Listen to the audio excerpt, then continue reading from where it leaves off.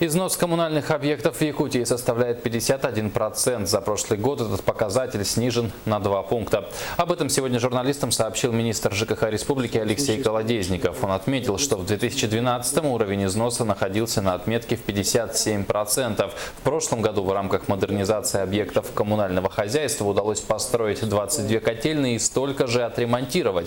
Министр затронул и тему возобновляемых источников энергии. В начале июня поселок Тикси посетят делегация японской компании Камай.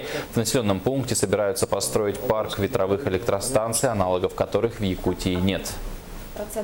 У нас подобные станции, которые мы отрабатываем с японцами, нет, потому что у них мощность от 250 до 350 киловатт.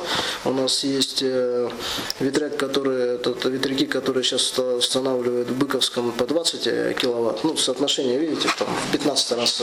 Японская компания, как раз таки ветряные станции, они сделаны для условий климатических, они их испытывают при минус 60.